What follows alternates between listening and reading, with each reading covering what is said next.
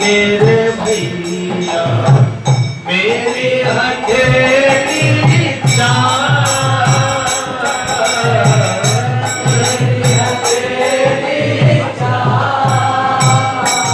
ऐसे ऐसे करके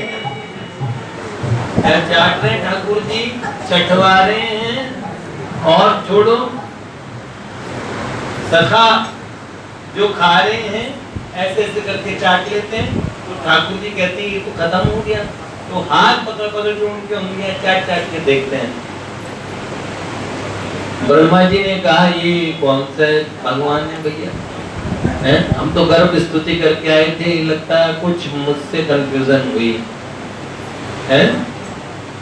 और तो और ऐसा कौन होगा, छाछ लगी देखी, होटी चाट के देखी है। उन्होंने बोले हे भगवान, ब्रह्मा जी ने कहा ये तो कुछ गड़बड़ है। ठाकुर जी की लीला, भगवान श्री राम का चरित्र सरल है, जैसे सीधे साधे अलबेले राम मेरे अलबेले राम। आज मैंने आपको कोई मंगलाचरण भी नहीं किया, भूल गया। जय जय श्री राधे।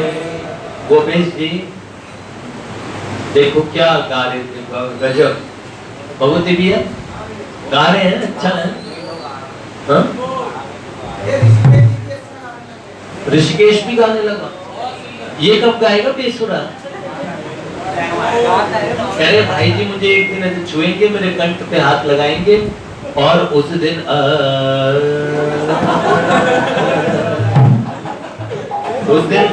के अंदर आराम लेगा और ठाकुर जी पछाड़ खा के गिरेंगे।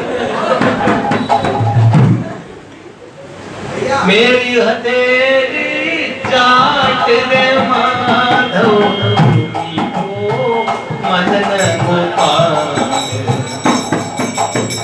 कन्हैया आगे बैठे हैं यहाँ पे, कैसे बैठे? इसकी चोट लगी है ना, मैंने चेयर पे यहाँ पे व्यवस्था करा था। वो आ जाओ सरकार जगह बेटा, तुम छोटे बच्चे आ जाओ। अच्छा अच्छा आओ भैया, तुम्हारे लिए चेयर लगवाते करिए, चोट लगी है ना इसलिए। एक चेयर लेके आओ।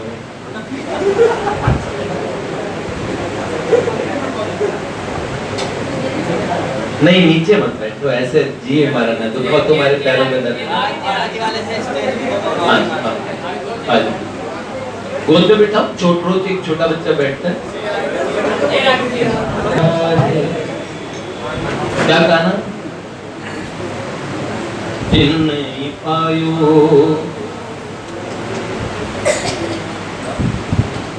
नहीं पायो ओ मेरे भैया मेरी हथेली चाट, मेरी हथेली चाट, लिखो मदन गोपाल आज दधी मीठो मदन गोपाल। अब ये दधी मीठा था कि ठाकुर जी मीठे थे? मीठो मदन गोपाल। किम मिष्टम मिष्टतरम किम, मिष्टात मिष्टतरम किम। सबसे मिष्ट कौन, सबसे मीठे कौन इस त्रिभुवन में? मधुराधिपति। हमारे बल्लभाचार्य महाप्रभु कहने लगे अधरम। एक बात बताएं, भक्त तो बड़े गुस्ताख होते हैं। गुस्ताखी, हाँ ऐसे सही शब्द बोल रहा हूं मैं आपको। भगवान के चरण कमलों तक की औकात भी किसी की बन पाए तो बन पाए। अपार सिद्धि वृद्धि दिग्ध सत्पदांगुली नखे। और भक्त क्या करते हैं? वो पूरे भगवान को ही हड़प लेना चाहते हैं। पूरा प्रभु आराधिया पूरा जगाना, नानक पूरा पाइए पूरे के गुणगान।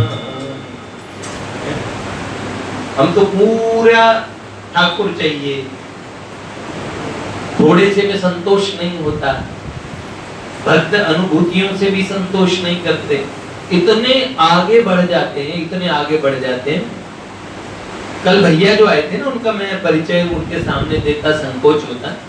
लाखों नाम जप करने वाला एक बालक, ये मार्शल आर्ट के फाइटर हैं, नारायण दादा। आज उन्होंने अपनी बात बताई कि नारायण दादा से मैं पहली नजर में मिला, मुझे नारायण दादा जैसे सुंदर और प्यारे संत मतलब फिर उनके बाद दूसरे देखे नहीं।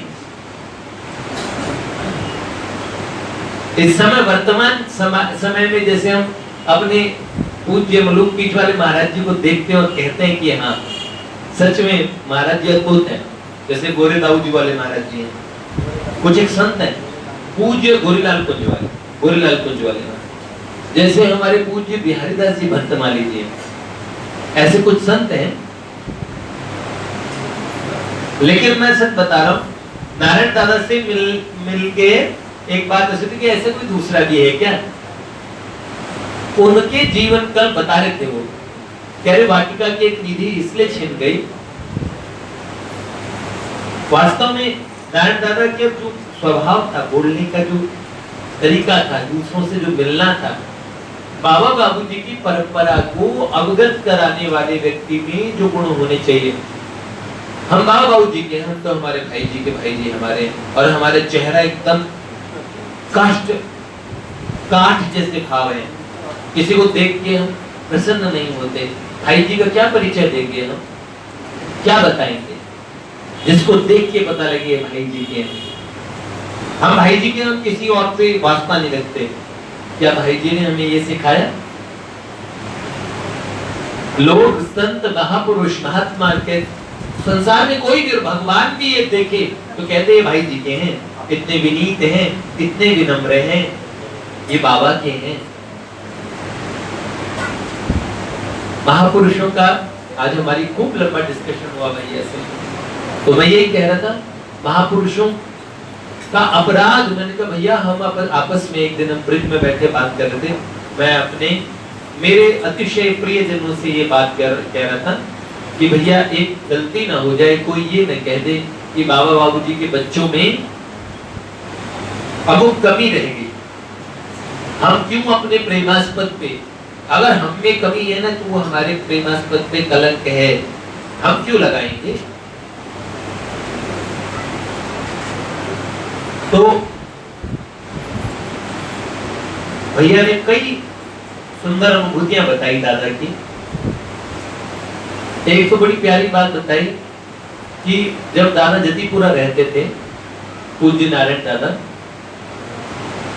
उनकी रिकॉर्डिंग अगर आपको कभी सुनना हो जय जय प्रियतम और बाबा बाबूजी के विषय में, ओहो दिमाग पे भरा पड़ा। कौन से संत, कौन से महापुरुष किस शैली में बोलते हैं ये भी वो इतना अच्छा बोल के बताते थे। और उनके साथ आप 4-5 घंटे 10 घंटे बैठ के भगवान की बात करते तो आप बोर नहीं होते।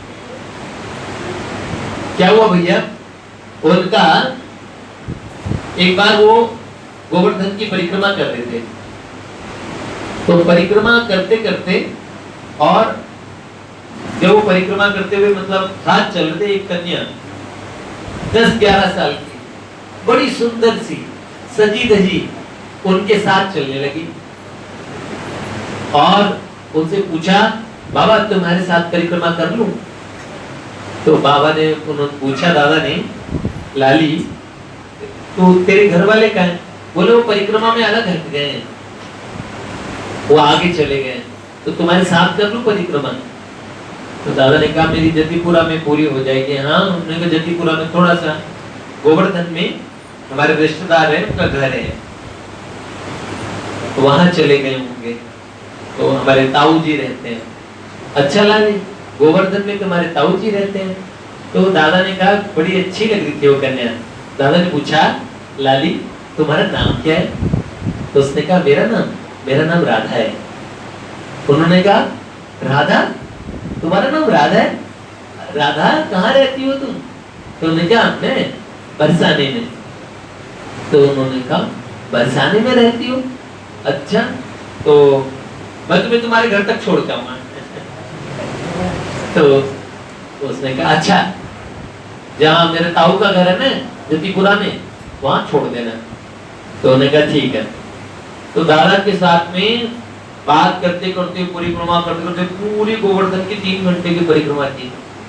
फिर दादा का तो स्थान आ गया जहाँ से परिक्रमा शुरू की थी। तो दादा ने कहा लाली तेरे ताऊ के घर तक, और भैया आ गए भैया, जय जय श्री राधे। बेटा चेयर लगो, आओ ना भैया, आइए आइए आइए आइए।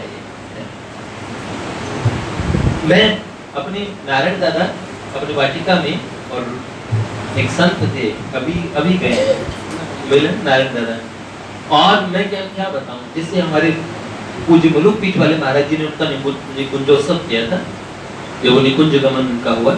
तो महाराज जी ने कहा कि हम सबको सुनाते हैं, हमको प्रवचन सुनाने वाले, हमको भगवत वार्ता सुनाने वाले नारायण भैया चले गए। तो आप देखेंगे ना उनका स्वरूप ऐसा, बाबा बाबू जी के क्या प्रतिबिंब पूरा झलकता था उनमें। तो उनकी एक वार्ता बता रहा था कि सब संतों की जब वो बात सुनाते थे तो कुंभनदास जी ने ऐसे कहा, परमानंद दास जी ने ऐसे कहा, तो वो वर्तमान संतों की तो शैली से भी वैसे बोल के बताते थे। देखो बाबूजी ने ऐसे कहा, बाबा ने ऐसे कहा, इतना सुंदर गाते, इतना प्यारा थे, मतलब इतने सुंदर संत, मतलब मेरे को तो इतने सुंदर लगते थे जब उन्हें देखता था। बस मेरे जीवन के दुर्भाग्य की बात है, उन्होंने मुझे कहा भैया मुझे आपसे व्यक्तिगत रूप से सिर्फ आप और मैं, ऐसे मैं आपसे मिलना चाहता हूँ, आपसे कुछ कहना चाहता हूँ। वर्तमान में मुझे ये बात एक संत ने और कही कि मुझे आपसे निजी रूप से आपके पास में कुछ दिन बैठना है, ऐसा मुझे लगता है कि भीतरी जगत का आदेश है। तो मैंने फिर वो गलती नहीं की, जब पूज्य नारायण दादा वाली बात हुई तो मैंने उन्हें कहा अगली बार आऊंगा तो आपके पास में खूब समय लेके आऊंगा। तो उन्होंने कहा अगली बार तो हम वहां मिलेंगे, उपवन के उस पार हम सभी मिल जाएंगे। और 12 दिन बाद हम आए, 12 दिन बाद उठ के धाम गमन की सूचना। और जब वो एडमिट हुए 10 दिन, फिर उन्होंने कहा मुझे वाटिका ले चलो, और वो वाटिका आ गए। और वाटिका आते ही 2 घंटे में वो निकुंज गमन हो गया उनका। तो वो हॉस्पिटल में भी एक ही बात कह रहे थे, तुम लोगों को दिखता नहीं है लेकिन मैं आंखों से देख रहा हूँ। उन्होंने बोला देखो यहाँ साफ लिखा है परम मंगल हो, परम मंगल हो। अब मैं रहूंगा नहीं, अब मैं जाऊंगा। देखो तो पूज्य नारायण दादा की कई घटना बता रहा था मैं। पूज्य मुलुक पीठ वाले महाराज जी कहते थे इनके पास बैठना, अपने जब उनके साथी परिकर सब सो जाते थे और बोले सुबह 4 बजे महाराज जी और नारायण दादा स्नान के लिए चले जाते थे, और पूरी रात्रि नारायण दादा के पास बैठते थे महाराज जी। तो महाराज जी अपने सभी साथी परिकर एक-एक करके, महाराज जी कहते थे एक-एक करके सब शहीद हो जाते थे, सब जने जा के सो जाते थे, सब थे। तो महाराज जी कहते थे ऐसा समय नहीं आएगा इनके पास बैठने वाला। तो पूज्य नारायण दादा की कई रिकॉर्डिंग्स, उनकी वाणी आप जरूर सुनिएगा पूज्य बाबा बाबू जी के विषय में। तो नारायण दादा की एक घटना बता रहा था, जतीपुरा में जब उनका वास था उस समय की, कि उन्होंने वो परिक्रमा कर रहे थे। परिक्रमा करते करते एक बड़ी सुंदर 10-11 वर्ष की कन्या उनके साथ एकदम इतना सुंदर श्रृंगार किए हुए और उनके साथ चलने लगी झमझम करते हुए। तो उसने कन्या ने पूछा बाबा तुम्हारे साथ परिक्रमा कर लूं? तो उन्होंने कहा क्यों लाली, तुम्हारे घर वाले का है? उनका वो नेक आगे निकल गए। तो परिक्रमा का जहाँ, तो उन्होंने बोला तेरे को अकेले छोड़ के आगे निकल गए? तो चल ठीक है, मैं तेरा कोई रिश्तेदार है? तो उसने कहा हाँ गोवर्धन में जतीपुरा में और एक स्थान है, वहाँ तेरे ताऊ रहते हैं, ताऊ जी का घर है, तो वहाँ पे हमारा घर है, मैं वहाँ चली जाऊंगी और वहीं जाएंगे। ओहो आइए आइए महाराज जी आइए, आगे लाओ बेटे, आगे लाइए, एक चेयर लगाओ, यहाँ लगवा दो एक चेयर, बलराम जी एक चेयर लगवा दो, यहाँ रामकृष्ण तो बैठ जाओ, यहाँ लगवा। आप नीचे क्यों बैठते हैं? बहुत बहुत हमारे पूज्य मुलुक पीठ वाले महाराज जी के शिष्य हैं, ये भी विरक्त स्वरूपी हैं, अभी विरक्त स्वरूपी हैं। जय जय, बहुत बहुत स्वागत करते हैं। जय जय श्री राधे। तो वो कन्या पूरी यात्रा करती रही उनके साथ। उन्होंने पूछा, दादा ने उनसे पूछा बेटिया तुम्हारा, लाली तुम्हारा नाम क्या है? तो उसने कहा मेरा नाम राधा है। उन्होंने कहा राधा कहाँ रहती हो? राधा घर कहाँ है तुम्हारा? तो उन्होंने कहा मेरा घर बरसाने में। जैसे उन्होंने कहा बरसाने में, तो राधा ने कहा तुम्हारा घर यहाँ पे कौन बताया तुमने? उन्होंने बोले मेरे ताऊ बताए गोवर्धन ने। उन्होंने बोला तुम्हारे घर तक तुम्हें छोड़ के आऊंगा मैं। राधा ने कहा, तो बोला हाँ चलो। 3 घंटे तक बात करते करते वो कन्या साथ में चलती रही, पूरी परिक्रमा कराई। जतिपुरा में दादा की कुटिया आ गई। दादा ने कहा तुम्हें साथ लेके चलूंगा। अब दादा ने हाथ पकड़े और साथ लेके कहा कोई बता कौन सा तेरे ताऊ का घर है? अब उन्होंने कहा भाई, जैसे ही उन्होंने कहा अब जतिपुरा में बजा दूंगा, इस गली में चलो, इसमें चलो, इसमें चलो, ऐसे ऐसे लेके। अब उन्होंने बोला कहाँ है तेरे ताऊ का घर? तो उसने कहा यही तो सामने ताऊ का घर है मेरे। तो दादा ने कहा अच्छा ये तुम्हारे ताऊ का घर है? अच्छा। तो दादा ने दरवाजा खटखटाया। इतनी छोटी कन्या को उनके घर वाले तो सब यहीं आ गए होंगे क्या पता। तो दादा ने दरवाजा खटखटाया। उनके घर के गृह स्वामी बाहर निकले। उन्होंने कहा तो ये जो आपकी कन्याएं हैं और इसको लेके आया हूँ, ये परिक्रमा में मेरे साथ हो गई। तो वो घर के मालिक ने देखा हाँ कौन सी कन्या साथ हो गई? उन्होंने कहा ये देखा तो कन्या ही नहीं। उन्होंने कहा कि आपके घर में कोई राधा नाम की कन्या नहीं है? तो आप जो आपकी भतीजी छोटे भाई की लड़की। तो उन्होंने कहा देखो मेरी रिश्तेदारी में दूर तक कोई राधा नहीं है। तो उन्होंने कहा बरसाने की कोई राधा नहीं है? उन्होंने बोला बरसाने में तो एक ही राधा है और बरसाने की कोई राधा हमारी रिश्तेदारी में नहीं है। पूज्य नारायण दादा के जीवन का एक बड़ा सुंदर अनुभव और था। वैसे एक प्रेत वाला तो हमने आपको बताया ही था कि पूज्य हरिवल्लभ दादा और नारायण दादा वो रात्रि में मेरी इस विनीत विनती को सुन लो हे ब्रजराज कुमार षोडश की हारमोनियम में जीवन भर रात्रि में सुनाते रहे। कितने बजे? 2 से 2:30 के बीच में ठाकुर जी को रोज सुनाते थे, उनका नियम था। और एक बार क्या उन्होंने गिरिराज जी की युगल परिक्रमा की। युगल परिक्रमा का मतलब जानते हो ना? डबल, एक परिक्रमा के तुरंत बाद दूसरी परिक्रमा करना। तो युगल परिक्रमा की, आके दादा आए और नींद लग गई और गहरी नींद में सो गए। गहरी नींद में सो गए। अलार्म बजता रहा 2 बजे का घड़ी का, अलार्म सुना नहीं। गहरी नींद में सो रहे। उसके बाद में उन्हें इतनी सुंदर वाणी सुनी। उनके कान में कहा आज क्या नारायण, आज क्या हमें और षोडश गीत नहीं सुनाओगे? जैसे वो वाणी सुनी सारी थकावट दूर, ऐसी इंद्रियों में शक्ति आ गई, मन प्राण इतने प्रकाश से भर गए। उसके बाद वो कहते हैं कि मेरे जीवन की आज तक वो वाणी मेरे कान में, मेरे उनका सारी चेतना मेरे कानों में आ गई। इतनी सुंदर वाणी मैंने अपने जीवन में नहीं सुनी और आज तक शब्द वो मेरे कान में गूंजते हैं। मेरे लिए वो पुरानी बात नहीं हुई, मुझे अभी तक सुनते हैं। ये नारायण आज हमें और षोडश गीत नहीं सुनाओगे? बहुत सुंदर सुंदर घटनाएं। एक बार एक छोटी सी घटना और सुना के भैया से सुनते हैं। और हरिवल्लभ दादा, हरिवल्लभ जी का तो गान सुना ही है आपने, अपने गोवर्धन में थे और जतिपुरा में। और हरिवल्लभ दादा को राष्ट्रपति पुरस्कार मिल चुका था। एक समय में वो एक ही राग को, मतलब एक पद को उसी समय 32 रागों में गा देते थे। इतना वरदान था उन्हें।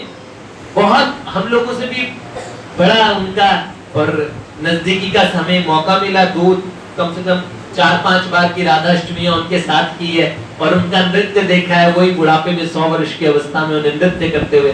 तो हरिवल्लभ दादा और नारायण दादा एक बार परिक्रमा कर रहे थे और परिक्रमा करते समय की रात्रि की बात है। जैसे राधा कुंड के पास पहुंचे, राधा कुंड के पास पहुंचे तो एक प्रश्न, उस समय ब्रज गोवर्धन वगैरह इतनी बसावट थी नहीं, 50-60 वर्ष पहले की बात है। तो हरिवल्लभ दादा सो रहे, नारायण दादा सो रहे। इतने में रात्रि में हरिवल्लभ दादा की चद्दर किसी ने कंबल खींच ली, उनकी कंबल खींच के दूर फेंक दी। तो हरिवल्लभ दादा उठे, उन्होंने सोचा क्या बात हुई। अब उसके बाद में दोबारा वो कंबल ढक के सोए, दोबारा कंबल खींच के वो दूर कर दी किसी ने। उन्होंने देखा नारायण तो सो रहा है, अपने साथ कौन कर रहा है ऐसे। वो डर गए, डर के मारे उन्होंने ओढ़ के और भगवान का नाम लेके और नींद लेने की कोशिश करने लगी। अब भैया रात्रि में 2 बजे नारायण दादा का नियम था, दादा उठे और मेरी इस विनीत विनती को अपने ये मोतोदास जी नित्य तुम्हारी पूरे षोडश गीत ठाकुर जी को सुनाते हैं, वो षोडश गीत सुनाने लगे। उसी समय उन्होंने देखा कि राधा कुंड के पास में कौन सी जगह जहाँ पे वो जिस स्थान पे थे वहाँ पुराना बना हुआ इमारत, पुरानी बनी हुई एकदम। उन्होंने कहा उसके पास में और कोई 20-20 फीट लंबे और लगभग 50 बड़ी बड़ी आकृतियां, बड़े बड़े प्रेम थे वो, और कूद कूद के वो जैसे कुछ नृत्य कर रहे हो ना ऐसा, और हु की आवाज करते हुए वो एक छोटा सा दरवाजा था पुराना, उस दरवाजे में सब घुसते चले गए। दादा ने ये दृश्य देखा ना तो उन्होंने हरिवल्लभ दादा को जगाया, पूरा उन्होंने षोडश गीत किया, हरिवल्लभ दादा को बोला, तो हरिवल्लभ दादा पूरी रात सोए नहीं डर के मारे। उन्होंने कहा नारायण मैंने तुझे बताया नहीं इतनी रात से, और मेरी चादर कोई खींच रहा था और मैंने तुझे तू कर रहा है, और हमारे यहाँ तो प्रेत रहते हैं, ब्रज में प्रेत, राधा कुंड में प्रेत। उन्होंने कहा जैसे ही हम लोग अगले दिन पूज्य गोवर्धन वाले पंडित जी महाराज के पास पहुंचे तो पंडित जी महाराज ने छूटते ही कहा कि ब्रज में भी कई ऐसे अभागे जीवात्मा होते हैं जो धाम का अपराध करते हैं, तो वो धाम में ही, किसी और जगह तो उन्हें नहीं जाना पड़ता, पर धाम में कभी शूकर बन के वहां की सफाई करते हैं, कभी धाम में वो प्रेत बन जाते हैं, और जब तक कोई महात्माओं की कृपा न हो, कोई संत की कृपा न हो, तब तक वो इस धाम में रहते हुए भी प्रिय प्रीतम के राज्य में प्रवेश नहीं कर पाते हैं।